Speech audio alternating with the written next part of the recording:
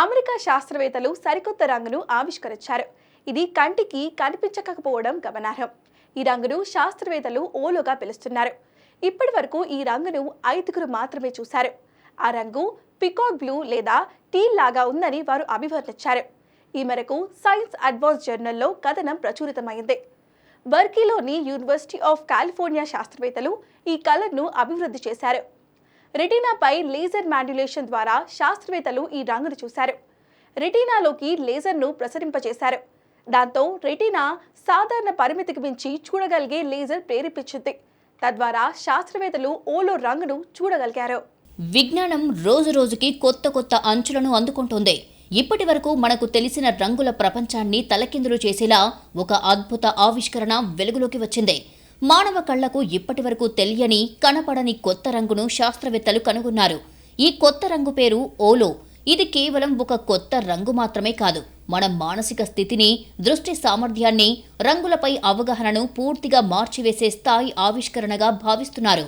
ఈ కొత్త రంగుపై పరిశోధనలు అమెరికాలోని కాలిఫోర్నియా యూనివర్సిటీలో నిర్వహించారు. ప్రముఖ ఎలక్ట్రికల్ ఇంజనీర్ ప్రొఫెసర్ రెన్ ఎన్జీ ఆధ్వర్యంలో శాస్త్రవేత్తల బృందం ఎంతో కాలంగా మానవ దృష్టి వ్యవస్థను విశ్లేషిస్తూ వచ్చింది.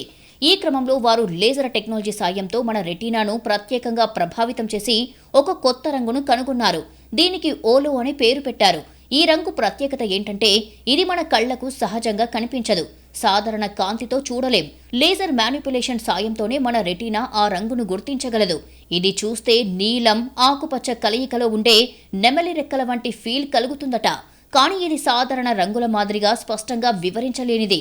ఎందుకంటే ఇది ఒక భావనగా, ఒక అంతర్గత అనుభూతిగా ఉంటుంది అని శాస్త్రవేత్తలు చెబుతున్నారు. ఈ రంగును ప్రపంచంలో ఇప్పటి వరకు కేవలం 5గురు మాత్రమే ప్రత్యక్షంగా చూశారు.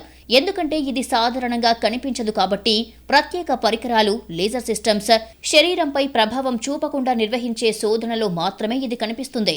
శాస్త్రవేత్తల బృందం ప్రయోగం చేసేటప్పుడు ప్రయోగంలో పాల్గొన్న ప్రతి ఒక్కరి కనుగుడ్డులోకి ఒక లేజర్ బీమ్ వేశారు. అధ్యయనం చేపట్టిన 5గురిలో 4 మగవారు, 2 మహిళలు. అందరికీ సాధారణ కంటి చూపు ఉంది. పరిశోధనా పత్రంలో పేర్కొన్న వివరాల ప్రకారం అద్దాలు, లేజర్లు, ఆప్టికల్ డివైస్లతో ఉన్న ఓజెడ్ అనే డివైస్లోకి పార్టిసిపెంట్లు చూశారు. ఈ పరికరాన్ని గతంలో వాషింగ్టన్ యూనివర్సిటీ ఆఫ్ కాలిఫోర్నియా పరిశోధకులు రూపొందించారు. దీన్ని అప్డేట్ చేసి తాజా అధ్యయనంలో వాడారు. రెటీనా అనేది విజువల్ సమాచారాన్ని స్వీకరించి ప్రాసెస్ చేయడంలో కీలకంగా వ్యవహరించే కంటికి వెనకాల ఉండే కణజాలానికి చెందిన సున్నితమైన పొర. ఇది కాంతిని విద్యుత్ సంకేతాలుగా మారుస్తుంది. ఆప్టిక్ నర్వుల నుంచి మన మెదడులోకి ప్రసరింపచేసి మనం చూడ్డానికి వీలు కలిగిస్తుంది. రెటీనాలో కోన్ కణాలు ఉంటాయి. ఇది రంగులను గుర్తిస్తుంటాయి. 3 రకాల కోన్ కణాలు ఉంటాయి. అవి SLM. ప్రతిదీ నీలం, ఎరుపు, ఆకుపచ్చలకు చెందిన భిన్నమైన తరంగ దైర్ఘ్యాలతో సున్నితంగా ఉంటాయి. ఏదైనా కాంతి M కోన్ సెల్ను ప్రేరేపిస్తే దాని పక్కనే ఉన్న S కోన్ కణాలను కూడా ప్రేరేపించాలి. ఎందుకంటే దాని పనితీరు వాటి వరకు వ్యాప్తి చెంది ఉంటుందని పరిశోధనా పత్రంలో పేర్కొన్నారు. సాధారణంగా రంగు సంకేతాలను మెదడులోకి పంపే M కోన్ కణాలను మాత్రమే లేజర్ ప్రేరేపించింది. ఇది సాధారణంగా సహజ కంటి చూపులో జరగదు. అంటే ప్రత్యేక ప్రేరణ సాయం లేకుండా వాస్తవ ప్రపంచంలో ఒక వ్యక్తి తన కంటి చూపుతో ఓలో రంగును చూడలేరు అని అర్థమని తమ పరిశోధనా పత్రంలో పేర్కొన్నారు. ఎంపిక చేసుకున్న కోన్ కణాలను ప్రేరేపించడంలో ఈ పరిశోధన ఒక సాంకేతిక విజయమైనప్పటికీ కొత్త రంగు కనుగొనడంపై మరింత చర్చకు దారితీసిందని భావిస్తున్నారు. ఓలో అనేది మానవలోకం ఇప్పటి వరకు చూడని రంగు.